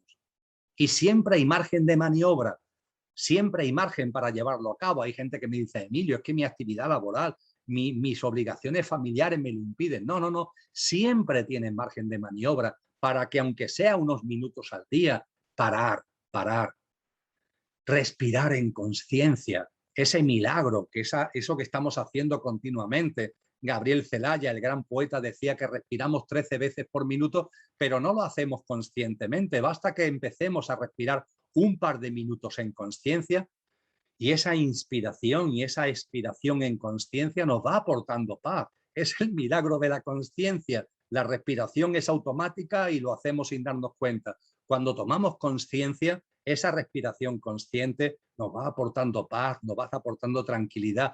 Vamos a traer esto a nuestro día a día. Siempre hay margen de maniobra para traer esto a nuestro día a día. Una vida más sencilla, una vida más sosegada, una vida más tranquila, menos tropidante, menos veloz, menos correr siempre y no sabemos a dónde estamos corriendo. Esto es lo primero. Yo le doy una enorme importancia, porque ¿cómo vamos a educar a la mente si a la mente la llevamos a 200 kilómetros por hora? Primera fase, primer componente fundamental de la meditación, unos hábitos de vida más serenos, más calmados, más sosegados, que tengan una mayor quietud. Segunda fase, la práctica del aquí ahora. Afortunadamente de esta práctica del aquí ahora se habla mucho actualmente y es muy importante. Nuestra mente está siempre del futuro al pasado, del pasado al futuro, un futuro imaginario siempre con suposiciones, un pasado que ya pasó pero que lo estamos trayendo siempre a nuestra vida ahora para normalmente para flagelarnos, para sufrir y para traer recuerdos de dolor. Vamos a parar esa dinámica absurda y vamos a intentar, en la medida de lo posible, ir viviendo cada vez más en el momento presente, en el aquí ahora. El pasado existió cuando fue presente, ya no lo es. Por tanto, lo que te aportó ya lo tienes en ti y no tienes que volver a recordarlo. Lo que te aportó ya está en ti integrado y no tienes que recordarlo. Y el futuro es algo imaginario, ni siquiera alguna vez ha sido presente. Cálmate.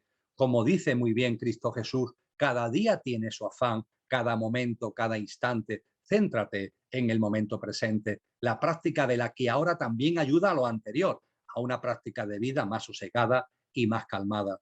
Y junto con esos hábitos de vida de mayor serenidad y de mayor sencillez, y junto con esa práctica del aquí y ahora, el tercer componente, la tercera etapa o fase del camino de la meditación es la práctica del silencio. El silencio. Hacer en nuestro día a día pausas de silencio. En la medida de lo posible, no me cansaré de repetirlo, y siempre hay margen de maniobra.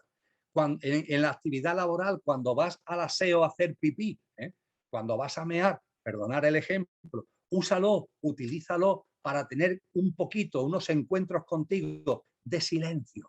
Busca Kiss-Cat, busca espacios en el día de silencio, de mirada interior.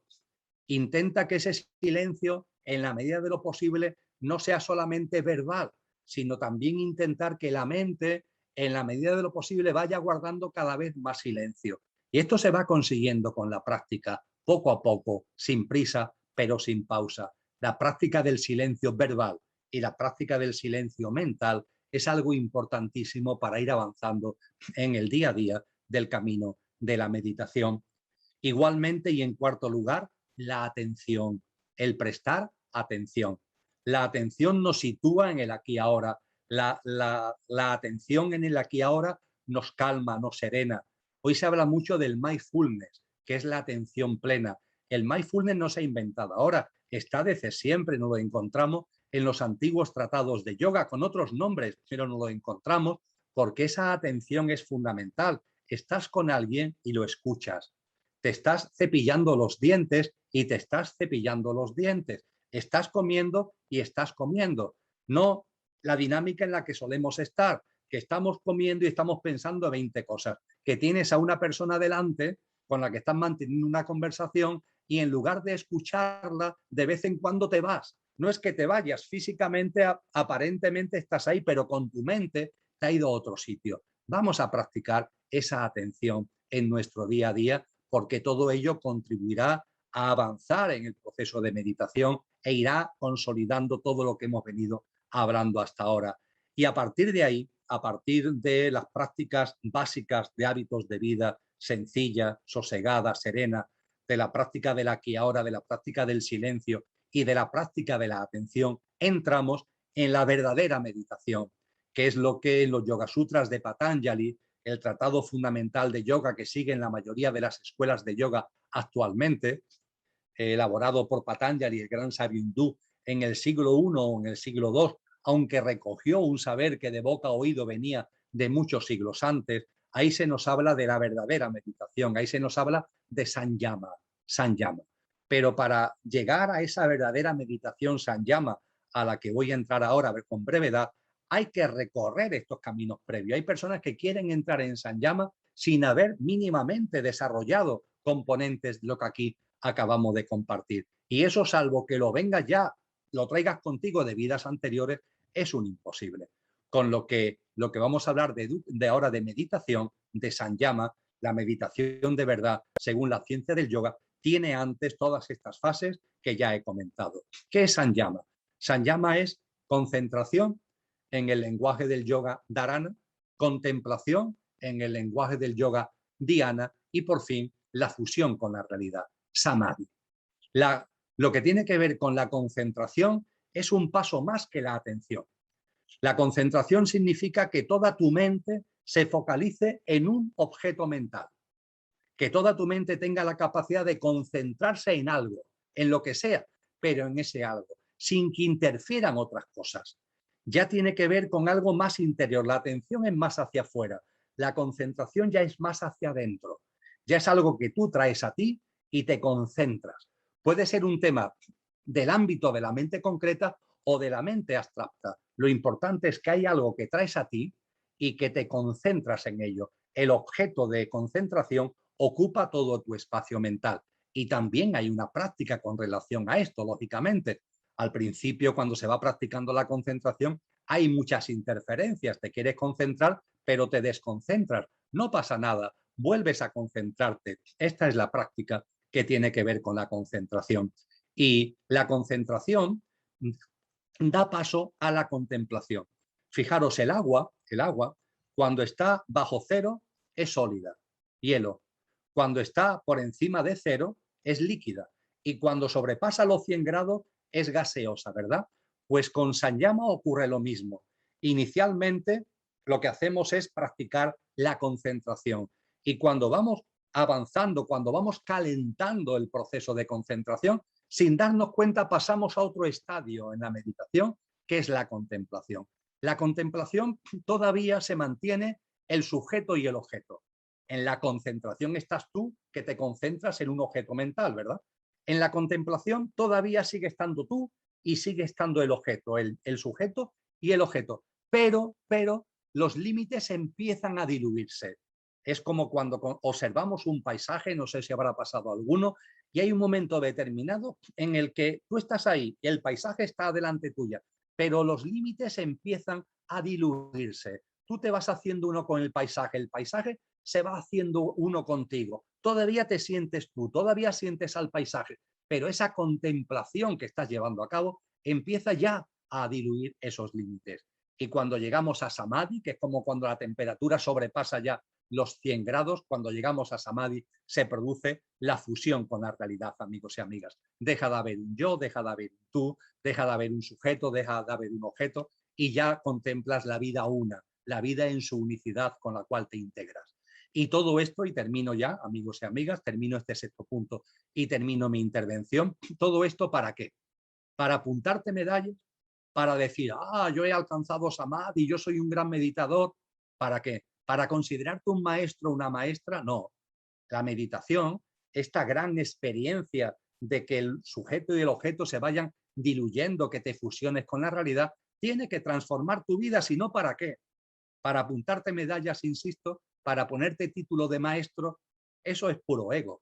La meditación tiene como culminación la transformación, la autotransformación que se plasma en tu vida diaria. Vuelvo a repetirlo, por tus obras, por sus obras, los conoceréis. Y esas obras tienen que estar impregnadas de esa belleza, de ese amor, de esa armonía, de todos esos atributos a los que hemos hecho referencia anteriormente, de esas aspiraciones, de esos ideales a los que hicimos referencia anteriormente de la mano de Platón.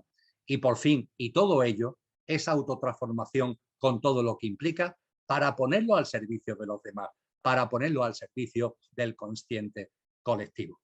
Estos son los puntos fundamentales que quería compartir con vosotros al hilo de lo que a través de Rodrigo sé que habéis desarrollado, y espero que estas reflexiones sobre la ciencia, sobre la conciencia, sobre el alma y sus atributos, sobre el propósito de vida, sobre la frase del cuando yo cambia, el mundo cambia, y acerca del silencio, la relajación y la meditación, os sean de utilidad, tanto en este proyecto, tanto en esta iniciativa, como por supuesto en vuestra vida cotidiana.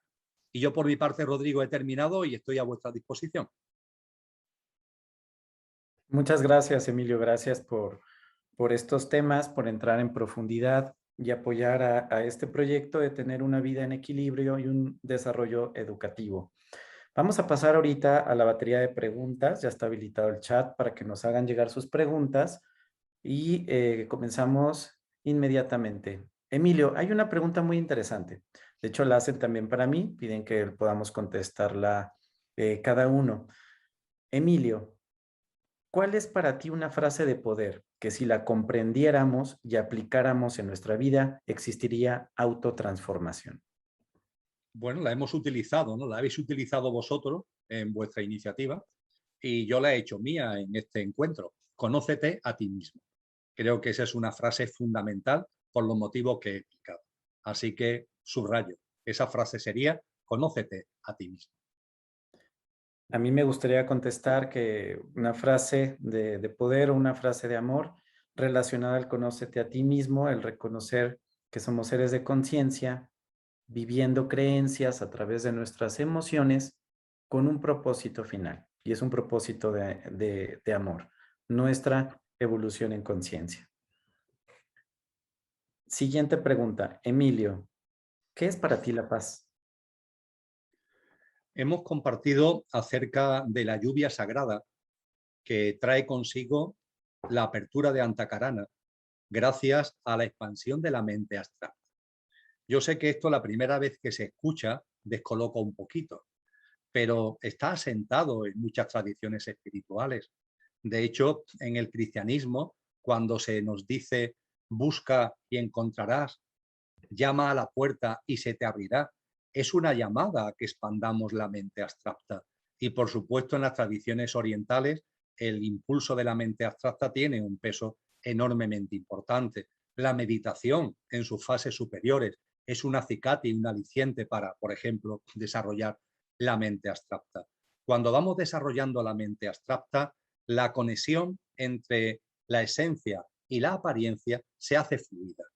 Esa escalera, ese antacarana, ese puente al que hacía mención anteriormente, permite que la lluvia de los atributos de lo que somos, de los atributos de nuestra esencia, vaya llegando hacia nosotros. Los que habéis ido expandiendo la mente abstracta, lo sabéis por experiencia propia lo que eso supone. Yo he hablado de que nos va trayendo discernimiento. He dejado en un cajón otras cosas no menos importantes que esa lluvia sagrada trae consigo.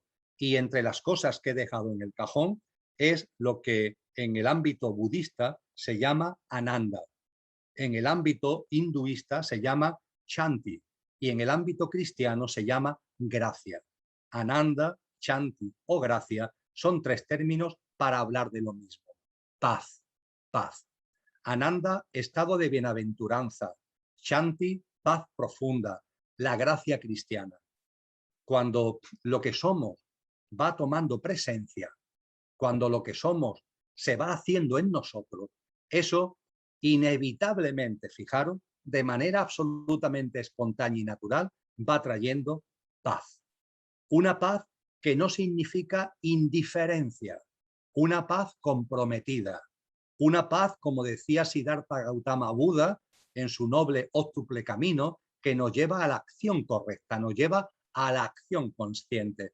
Fijaros que todos los grandes sabios y sabias han sido personas muy comprometidas, no han sido personas indiferentes, han sido personas que actúan, muy activas. Eso sí, es una acción que realizan desde el conductor, no desde los líos del coche, no desde los impulsos egoicos de nuestro pequeño yo. La paz es el fruto natural de la presencia de lo que somos. Y esa presencia hay que cultivarla desde la conciencia. En vuestro día a día, Una práctica muy sencilla. Ante cualquier cosa que acontezca, lo que la mente denomina grande o lo que la mente denomina chico, lo que la mente califica de importante o lo que la mente califica de insignificante. Da igual, todo es muy importante. Ante cada circunstancia y componente de vuestro día a día, que estéis presentes, que lo que actúe sea lo que de verdad sois, no vuestro ego, no vuestros impulsos egoicos, egóticos o egocéntricos, no vuestro pequeño yo, sino lo que realmente sois. Eso no es ninguna fantasía, eso no es ninguna quimera, eso es vivir la vida desde el conductor que somos. Y citaba en mi intervención, citaba a un gran místico cristiano, Juan de Yepes, San Juan de la Cruz. San Juan de la Cruz, hablando de lo que es vivir crísticamente, definió esta forma de vida a través del cántico espiritual, en su obra El Cántico Espiritual, y fijaros de qué manera más excelsa, más sencilla, más breve y más perfecta. Él dijo que vivir desde la presencia, que es lo que nos aporta paz y plenitud, significa vivir 1000 gracias derramando, pasar por estos sotos con soltura y yéndolos mirando con solo nuestra figura, dejarlos vestidos de hermosura. Ya está, amigos y amigas, traer el cielo a la tierra, la presencia de lo que somos, vivir 1000 gracias derramando, pasar por esta vida maravillosa en esta madre tierra sensacional, con esta humanidad tan hermosa y a su vez tan contradictoria, de un modo en que yéndolos mirando con sola nuestra figura, los dejemos vestidos de hermosura. Esos son los ojos nuevos para un mundo nuevo y eso es lo que trae paz al momento actual, lo que nos permite vivir y sentir que este momento de la humanidad es exactamente el que tiene que ser. El 2020 no fue un mal año, el 2021 no está siendo un mal año. Cada momento es exactamente como corresponde para el impulso de nuestro camino en conciencia, el personal y el colectivo. Y cuando lo vamos viendo con esos ojos nuevos, llega la paz. La paz de la presencia, la paz del discernimiento, la paz de el quehacer, el cotidiano desde el conductor, que es lo que realmente somos. Muchas gracias, Emilio. Relacionado a ello, relacionado a la paz, la inteligencia emocional y el discernimiento, ¿cómo podemos impactar como maestros en el aula de clase el proyecto de vida de los estudiantes? He hecho una mención evidentemente muy sintética, como todo lo que he ido tocando en el compartir anterior, a los dones y talentos. Esta pregunta, Rodrigo, gracias a la persona que lo ha planteado, me permite subrayarlo, me permite resaltarlo. Cuando somos docentes, educadores, de un modo o de otro todos lo somos. Una madre es educadora, un padre es educador, los abuelos son educadores, pero desde el punto de vista del sistema educativo, las maestras, los maestros, los profesores, las profesoras tienen la responsabilidad de la docencia. Cuando acometemos la labor educativa, cuando acometemos la labor docente, ¿a dónde nos tenemos que dirigir? ¿A qué nos tenemos que dirigir? Tenemos dos caminos. O nos dirigimos a la apariencia del estudiante o nos dirigimos a la esencia del estudiante. Son dos caminos. Yo no digo ni que uno esté bien ni que el otro esté mal. Lo que sí me atrevo a afirmar es que si te diriges a la apariencia, te estás dirigiendo a lo superficial y por tanto a lo evanescente y por tanto a lo efímero. En cambio, si te diriges a la esencia, te está dirigiendo a algo que tiene una mayor presencia, algo que tiene un carácter imperecedero. Por tanto, yo os invito que ante los estudiantes, sea cual sea la materia que estéis dando, incluso aparentemente muy alejada de la esencia, siempre hay resquicios para hacer esa labor con relación a la esencia. Yo he sido durante décadas profesor universitario de economía y mi materia fundamental en la que he dado clase 31 años ha sido economía política. Y he dado clases en muchas universidades del mundo de hacienda pública y de desarrollo local, lo que aparentemente tiene mucho que ver con lo superficial. Sin embargo, hace mucho tiempo que me di cuenta, mucho antes de que me jubilara, me di cuenta de que hay siempre un camino hacia la esencia. Porque hablando de cualquier cosa, incluso de economía, que habrá algo más aparentemente superficial que la economía. Incluso hablando de economía se puede llegar y nos podemos dirigir a la esencia de las personas. Recordarlo, todos tenemos talentos y dones innatos. Y des matemáticas, economía, historia, lengua o lo que sea o tecnología, des lo que des, enfócalo hacia esos dones y talentos del alumno. Mira al alumno no como uno más, porque cada uno es especial, cada uno es singular, cada uno tiene sus propios dones y talentos. Y es verdad que el sistema que se autodenomina educativo nos exige un mínimo al que todos tienen que llegar, pero vamos a ser empáticos con nuestros alumnos, vamos a ser solidarios con nuestros estudiantes, porque hay materias para los que un alumno, por sus dones y sus talentos, tendrá mayor idoneidad y otros tendrán menos idoneidad. Pero que para una materia una persona tenga menos idoneidad no significa que no tengas unos dones y unos talentos muy válidos para otras cosas, con lo que es muy importante motivar, la motivación continua. El que incluso cuando una persona saca una mala calificación, motivarla, no desmotivarla diciéndole que es un mal estudiante, no. Puede ser que esa materia en particular no se le dé bien porque no va en armonía, en equilibrio con sus talentos, pero para otras muchas cosas. Y eso es lo que hay que poner en valor, porque cuando una persona va descubriendo sus dones y talentos y los va ejercitando y los vas compartiendo, el entusiasmo que eso provoca llena la vida entera. Yo he compartido con muchos alumnos esta experiencia, el ver cómo el alumno tenía problemas para una determinada materia, pero el motivarlo, el abrirle los ojos hacia lo que son sus capacidades, que no son aquí, pero están por otros sitios, y el ir viendo cuando ese alumno, ese estudiante va descubriendo y va compartiendo eso, eso lo llena de un entusiasmo, de una fuerza que hace que finalmente todo lo empape, incluso esa materia que inicialmente parecía que no se le daba bien, incluso eso lo empape. Estas son las reflexiones de Rodrigo que comparto con vosotros y con vosotras al hilo de esta pregunta que agradezco mucho.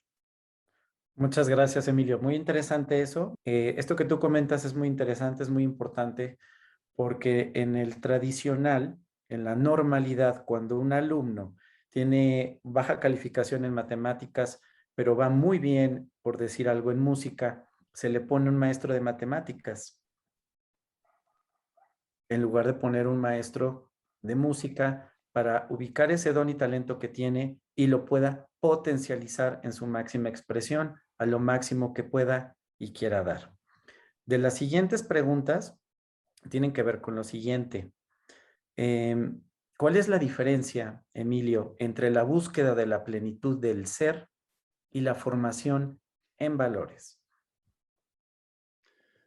Están íntimamente ligadas. A la persona que haya o a las personas que han hecho preguntas que tienen que ver con esto, está íntimamente ligados. Yo diría que la formación en valores es una forma aséptica que se ha puesto de moda en llamar lo que es la formación, lo que es el impulso, lo que es el cultivo de esas aspiraciones que yo he ido describiendo de la mano de Platón. Al final estamos hablando exactamente de lo mismo. Yo he hablado de trascendencia, por ejemplo. Hay personas que hablan de ética, pero la ética cuando es de verdad es trascendente. La formación en valores cuando es de verdad tiene que ver con lo trascendente y tiene que ver con estas aspiraciones que están ligadas al atributo del alma. No nos quedemos muchas veces en las palabras. Me vais a permitir, al hilo de esto y para complementarlo, que haga una reflexión. En el día de ayer veía una película protagonizada por un actor español, Javier Cámara, que rememora un personaje colombiano que fue asesinado en los años 80 en Medellín al ser un destacado líder social y un destacado líder, sobre todo social, más que político. Esa persona, en su biografía y tal como plasma muy bien la película, es una persona atea, es decir, es una persona que en principio no tiene creencias espirituales. Ahora bien, eso es lo de menos. Esa persona en su vida, en su quehacer cotidiano, era una persona enormemente espiritual. Ciertamente él, ¿qué es lo que ocurría?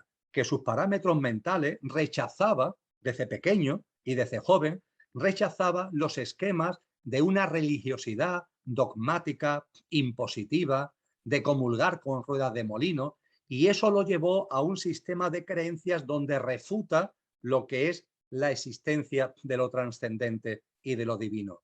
Pero su vida cotidiana era una vida empapada de trascendencia y empapada de espiritualidad. Eso le suele pasar a muchas personas. Le pasó a mi padre, por ejemplo.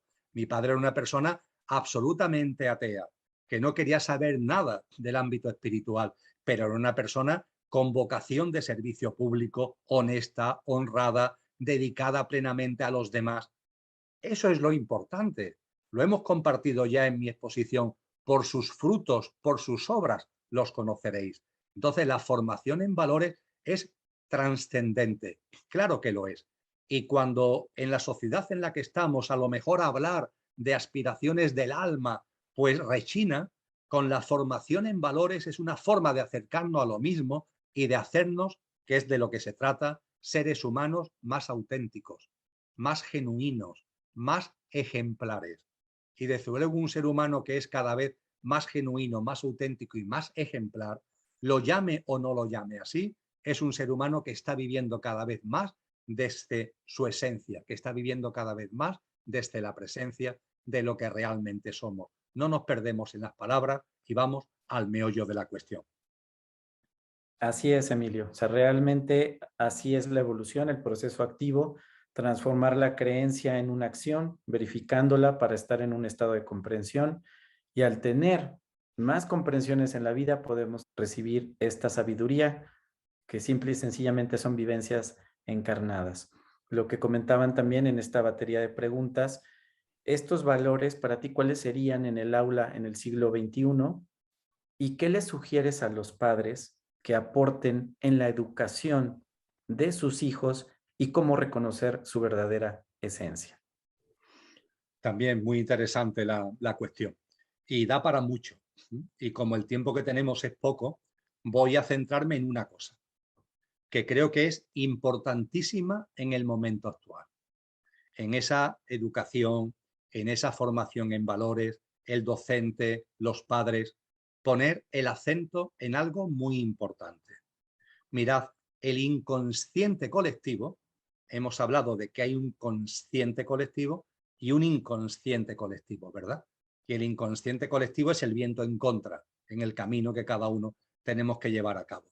En el inconsciente colectivo humano del momento presente de la humanidad hay un factor enormemente importante que está adquiriendo y va a adquirir aún más una enorme potencia. Me refiero al enfriamiento.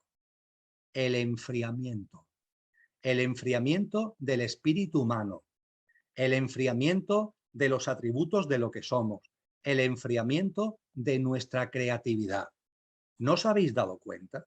¿No os habéis dado cuenta que hemos entrado a nivel mundial en una dinámica que no ha empezado ahora, viene de antes, pero cada vez pasa más, en donde lo que prima es el distanciamiento del otro, el recelo hacia el otro, el distanciamiento y el recelo incluso dentro del ámbito familiar? ¿No os habéis dado cuenta que cada vez lo que se pretende y lo que se quiere es la imposición de versiones oficiales, de pensamiento único que hagamos nuestra sin criterio, sin discernimiento, sin el uso de nuestra inteligencia? ¿No os habéis percatado que a nivel mundial todo lo que tiene que ver con la cultura y con las artes en el sentido amplio se está cada vez mermando más, se está cada vez dificultando más, se está cada vez comprimiendo más? Y tener en cuenta que esa cultura genuinamente desde el punto de vista etimológico significa el cultivo del alma. ¿No os habéis percatado de que estamos ante una enorme oleada de enfriamiento donde se nos quiere fríos, divididos, indiferentes, recelosos e incluso en conflicto permanente entre nosotros? Esta oleada en el inconsciente colectivo es tremenda. Lo estamos viendo en la sociedad, lo estamos viendo en los ambientes laborales, los estamos viendo en los colegios, donde a los niños se les está enseñando al recelo del compañero o incluso sentimientos de culpabilidad. Tienes que llevar no sé qué, porque si no llevas no sé qué, puedes contagiar y ser la causa de que se muera tu abuelo o tu abuela. ¿De qué estamos hablando? No nos damos cuenta que eso nos comprime, nos constriñe, nos va metiendo en una celda de recelo, de enfriamiento, de distanciamiento. Entonces, en la respuesta a la pregunta, Rodrigo, fundamentalmente, vamos a dar un salto, vamos a romper esa celda, vamos a romper esos barrotes, vamos a nuevamente a darle sitio a lo que es la relación entre el ser humano, el vínculo con las otras personas. Yo tengo mucha interrelación con jóvenes con los que comparto charlas. Hay jóvenes que me dicen que para ellos las relaciones sexuales ya no tienen sitio, que qué lío eso de tener una pareja, no sé qué, no, que ellos ya con las tecnologías, con el ordenador, ya se lo arreglan, que para qué quieren tener una pareja, tener relaciones con chicos o con chicas. Y yo le digo, hombre, pero es que la sexualidad es mucho más simplemente que el puro orgasmo, es algo que nutre la vida humana, es algo que te va a abrir comprensiones distintas de la vida. Anda, por favor, no, yo en mi casa con mi ordenador. Hay que dar un salto adelante, tenemos que recuperar ese espíritu humano, tenemos que recuperar la importancia de la interrelación entre nosotros, la reverencia por la vida que se extiende a la vida por completo, pero que también tiene que ser una reverencia hacia la vida humana y hacia la interconexión en nosotros. Así que yo haría un llamamiento, sobre todo y fundamentalmente, a dirigir lo que podamos hacer para que esos barrotes del enfriamiento caigan, se diluyan y podamos vivir por fin, podamos vivir por fin desde lo que realmente somos, que conlleva compasión, que conlleva empatía, que conlleva comprensión y que conlleva amor. Muchas gracias, Emilio. Hay varias preguntas que van un poquito fuera de lo que estamos hablando. Las voy a juntar para que las podamos contestar al final. Hay un cuestionamiento aquí muy importante. ¿Cómo podemos vivir en armonía con los principios universales si existen tantas creencias religiosas que nos llevan al castigo? Efectivamente, hay un enorme choque entre los principios universales y lo que nos dicen las religiones que se han dogmatizado. Tenemos que ser conscientes que hay tradiciones espirituales que tienen un núcleo muy potente, que tienen una esencia enormemente importante, pero que con el paso del tiempo se han ido dogmatizando. Dogmatizar, ¿qué significa? Que la idea espiritual, que el mensaje espiritual se convierte en institución, se institucionaliza. Y cuando una enseñanza espiritual se institucionaliza, inevitablemente termina prevaleciendo por encima de la enseñanza los intereses de la propia institución.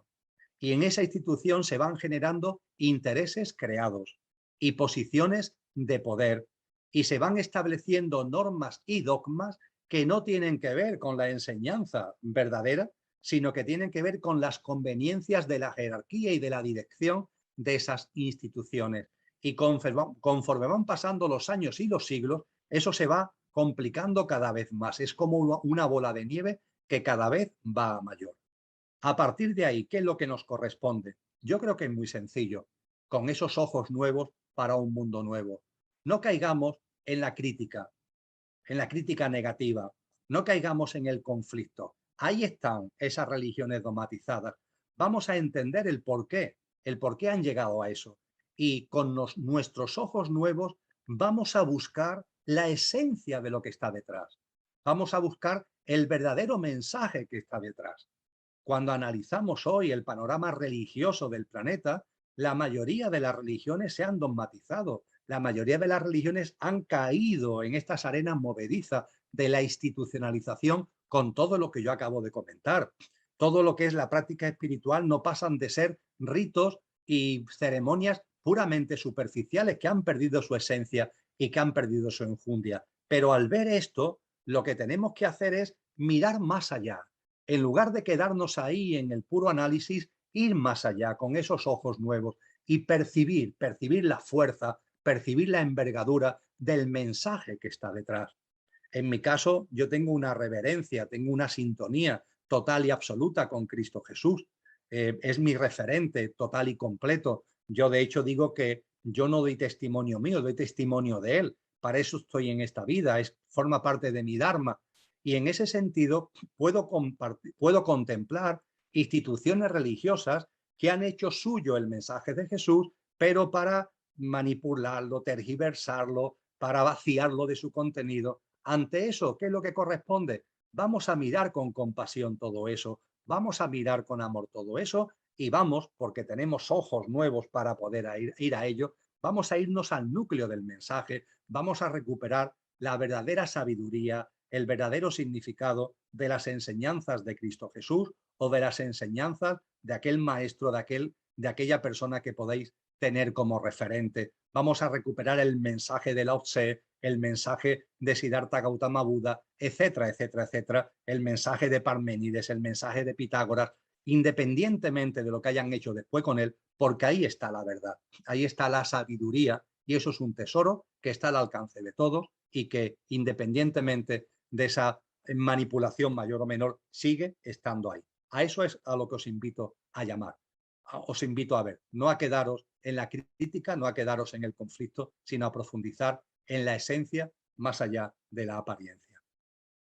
Muchas gracias, Emilio. Habiendo dicho esto y siguiendo en el tema de la esencia, la formación, la armonía, transmitir esta vida en equilibrio desde lo académico, mente concreta, para poder desarrollar desde lo que realmente somos este estado de Atacarana, ¿cómo transformar la educación inclusiva, Emilio? ¿Cómo llegar a estos diferentes estados de conciencia de niños y niñas y adultos que están marginados por la sociedad? Compartía en mi primera intervención, lo he hecho también al hilo de algunas de vuestras preguntas, que siempre hay margen, siempre hay margen. Siempre hay margen fundamentalmente al hilo de lo que es el núcleo de la pregunta para que usemos y expandamos la mente abstracta. Yo lo que os llamaría es a que en nuestra toma de conciencia, que estoy percibiendo que en el ámbito de este grupo es bastante alta, que acudiendo a nuestra conciencia, cada palabra, cada propuesta, cada práctica, cada ejercicio, tenga ese componente que liga a la mente abstracta.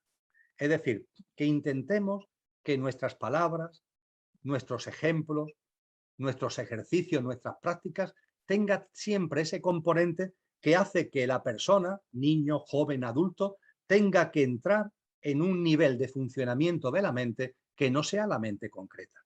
Y creo que siempre hay margen para ello. Yo recuerdo cuando empecé a darme cuenta de todas estas cosas y hablando de matemáticas, porque en el ámbito de la economía yo también en una parte del curso daba una parte de matemáticas, digo, ¿cómo abrir la mente abstracta para personas que con las matemáticas se aburren, que las matemáticas las detestan, que las matemáticas las consideran inútiles?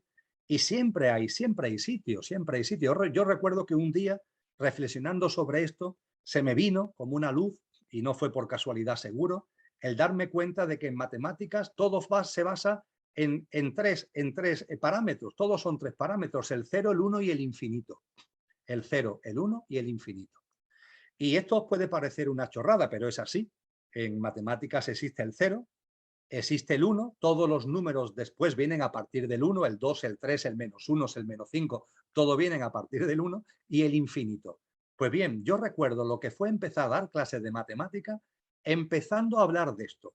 En lugar de empezar a hacer cálculos matemáticos, ecuaciones diferenciales, integrales, etcétera, etcétera, yo con los alumnos lo primero que hacía es hacerle una presentación de la matemática, vamos a llamarlo así, cosmogónica, una presentación metafísica de las matemáticas. Y veía como los ojos se abrían de un modo distinto.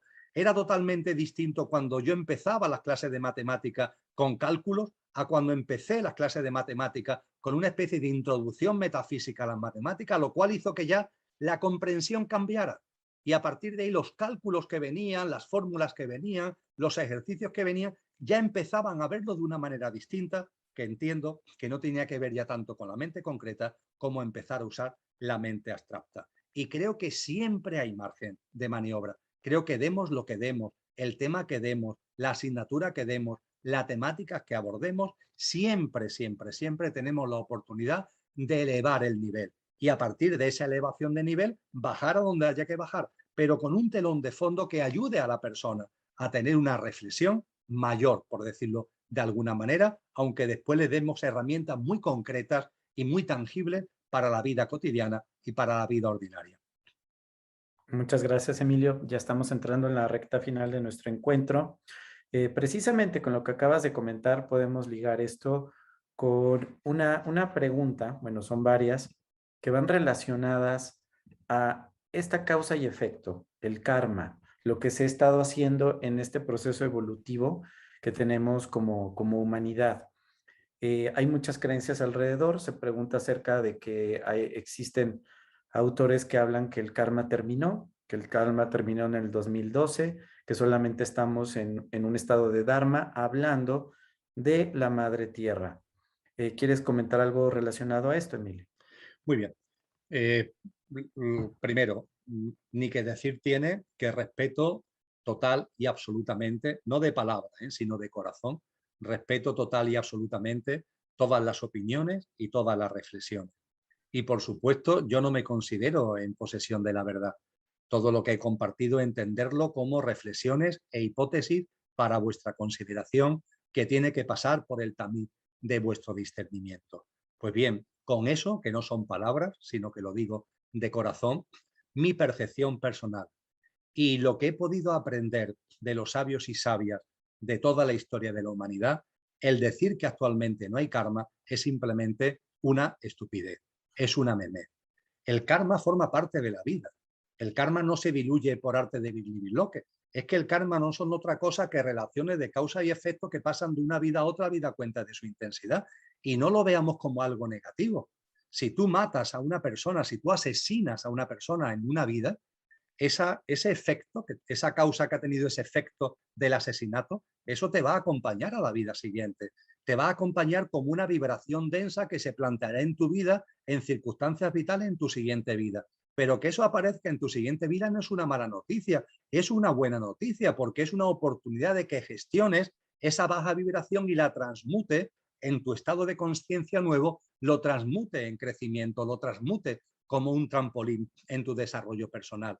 Con lo que tenemos que eliminar la percepción negativa del karma, verlo como un fenómeno natural que no puede ser quitado o eliminado, es que forma parte de la vida, no verlo como algo negativo, sino verlo como algo natural y muy positivo. Los psicólogos dicen hoy que todos tenemos sombras, refiriéndose no al karma, no refiriéndose de una vida a otra, sino a esta vida, ¿verdad? ¿Y qué nos dicen los psicólogos? Que esas sombras tenemos que sacarlas y que en la medida en que se pongan sobre el tapete le aportemos luz para que se vayan diluyendo.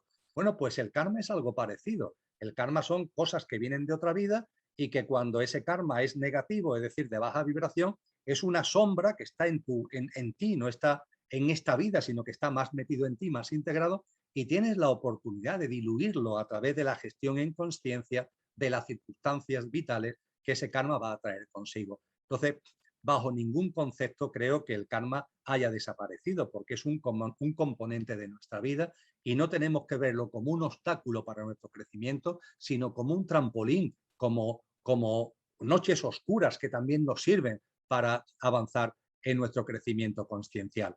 Y desde luego, Rodrigo, finalmente tú has mencionado la Madre Tierra. Es totalmente cierto que la humanidad tiene un karma impagable con la Madre Tierra. Eso ya no tiene que ver con las relaciones de causa y efecto de uno mismo con uno mismo. Ahora estamos hablando de una humanidad que a lo largo de milenios, desde el antropocentrismo, el ser humano es el centro del universo, y desde el especismo, el ser humano es la especie superior y todas las demás están a nuestro servicio, hemos hecho un gran daño a todos los reinos de la naturaleza y hemos hecho un gran daño a la Madre Tierra. En ese sentido, yo sí creo, Rodrigo, que se está produciendo, si no se ha producido ya, una limpieza de ese karma. Yo creo que en la medida en que el consciente colectivo humano, al que hemos hecho tanta mención en mi intervención, en la medida en que el consciente colectivo humano va aumentando, eso contribuye también a ir diluyendo ese elemento kármico que no es el individual, no es el tuyo, no es el mío, no, es el karma como especie con relación a la naturaleza, con relación a los reinos de la naturaleza y con relación a la Madre Tierra. y desde luego lo que no tengo ningún tipo de duda, y de ahí también que enfatice una vez más la reverencia por la vida, es que esos reinos de la naturaleza nos han acompañado y nos siguen acompañando a pesar de tanto dolor que estamos provocando en la naturaleza, a pesar de tanto antropocentrismo y de tanto especismo, nos siguen acompañando desde el amor. Y la Madre Tierra nos sigue acompañando desde el amor. Y ese es un amor verdadero, es un amor como el que expuso Cristo Jesús en sus últimas palabras cuando dijo aquello de Padre, perdónalos porque no saben lo que hacen. Y fijaros lo que eso significa, perdónalos porque no saben lo que hacen. Y siguieron crucificándolo, no lo bajaron de la cruz. Y él dijo, no obstante, vamos a perdonar. El perdón es lo más importante. Ese es el verdadero amor. No perdonar porque los otros dejen de hacer lo que están haciendo, no. El perdón, aunque sigan haciendo lo mismo, ese perdón lo tiene la Madre Tierra hacia nosotros y eso tiene mucho que ver también con esa disolución de ese karma, insisto, no el personal, que forma parte de la ley natural de la vida, sino este colectivo que hemos originado con relación a la naturaleza, los reinos de la naturaleza y la Madre Tierra. Muchas gracias, Emilio. Bueno, aquí a lo que están haciendo referencia de Jesús como maestro, Jesús el Cristo, Jesús el consciente. Y la pregunta viene relacionada a esto. ¿Cómo llevar esa conciencia para poder vencer el egoísmo? ¿Y qué es el egoísmo? Nos lo preguntan a ambos. Por favor, Emilio. El egoísmo es muy fácil de definir. Hemos hablado del pequeño yo, ¿verdad? El pequeño yo, todo lo que está relacionado con él, el pequeño yo es lo que la psicología en el siglo XX, cada vez más y en el siglo XXI, llama el ego. Todo lo que está relacionado con el pequeño yo es egoico, egótico y egocéntrico. El pequeño yo que tiene... ¿Cómo saber que estamos en un estado de conciencia? Pues bueno, cuando la mente está en lo que le corresponde, cuando se vibra en paz, amor y felicidad, y en el tema del egoísmo, identificarlo también con toda la base que ha comentado Emilio. Cuando quiero que lo demás cambie para que yo me sienta en un estado de felicidad, se está vibrando desde el ego, desde el egoísmo. Cuando se acepta y desde dentro de nosotros, en nuestro reino de amor y en nuestra conciencia, aceptamos y fluimos con la vida fluye con nosotros. Emilio, ahora sí, entramos ya en la parte para despedirnos. Agradezco a todos los asistentes, a todas las personas que tomaron este tiempo. Sé que hay más preguntas, van a poder ver el video en indirecto. Un agradecimiento también a Amparo Arias, que tuvo problemas técnicos. Un agradecimiento a todos quienes hicieron posible este encuentro. En especial, Emilio, desde mi corazón a ti. Gracias por ser este gran maestro en mi vida. Y alguna frase con algo que quisiera cerrar nuestro encuentro. Pues mira, sí, Rodrigo, gracias. Antes que nada, gracias a ti. Gracias a todos vosotros y vosotras por vuestra presencia. Y permitirme que mi última palabra sea alegría. Alegría. Veo mucha tristeza en el mundo actual. Veo gestos muy serios, personas con mucho miedo, con muchas preocupaciones. Yo os haría una llamada a la alegría. Estamos viviendo, como he compartido, un momento histórico en la evolución humana. Es un momento convulso, es un momento conflictivo. De ahí la importancia de los ojos nuevos. De ahí la importancia de tener una mirada más limpia para ir más allá de la apariencia. Y os invito a que hagáis eso. Y mirando más allá de la apariencia, lo que vais a encontrar es un horizonte que no es por pensar en el futuro, sino en el desenvolvimiento del aquí y ahora. Es un horizonte en el que, como he compartido ya varias veces, esa nueva humanidad ejemplar, esa nueva humanidad realmente humana, en consonancia y en armonía con la naturaleza, que ha dejado atrás el egoísmo y el egocentrismo, esa nueva realidad, esa nueva humanidad, perdón, es una realidad. Y eso está en tu corazón, y está en tu alma, y está en mi corazón, y está en mi alma. Y se aproxima el momento. Decía Cristo Jesús, estar atentos a las señales. ¿Cuándo llega el verano? Nadie sabe cuándo llega el verano. Dice el solsticio de verano. No, el verano a veces llega antes, a veces llega después. Él dice, cuando la higuera eche hojas, es que el verano va a llegar. Estemos atentos a las señales. Y estando atentos a las señales, podemos oler la fragancia, podemos oler la esencia de que eso algo nuevo está ya germinando. Es como si estuviéramos ya en los prólogos de un parto donde ese nuevo bebé va a llegar. y ya estamos en el proceso de contracciones, ya estamos en el proceso de removimientos de ese parto. Pero como le pasa a la mamá, por favor, que esos removimientos, que esas contracciones no nos metan en la tristeza, no nos metan en la ofuscación, que nos llenen de alegría, porque es señal de que ya está aquí ese momento para el que llevamos tanto tiempo encarnando nuestras almas vida tras vida. Ya está aquí, ya está aquí. Nadie sabe ni el día ni la hora, pero ya empezamos a percibir las señales y eso tiene que llenarnos de íntima alegría. Compasión por tanto dolor, compasión por tanto sufrimiento, no indiferencia, sino acción consciente para paliarlo en la medida de nuestras posibilidades, pero que la alegría y la ternura y la alegría sean nuestra bandera. Así que, por favor, subir bien alto la bandera de la alegría, porque es muy necesaria para que el consciente colectivo humano dé ya el paso definitivo que está a punto de dar. Exactamente, la alegría, la armonía, cuidar los pensamientos, qué se está diciendo, qué se está haciendo, porque ahí también está nuestra frecuencia vibracional.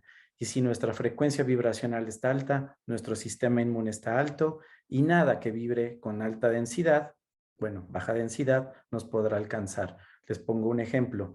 Esta situación que estamos viviendo, el virus del COVID vibra en 5.5 Hz. Cuando nosotros realizamos prácticas de meditación, prácticas del silencio, estamos vibrando a 100 Hz.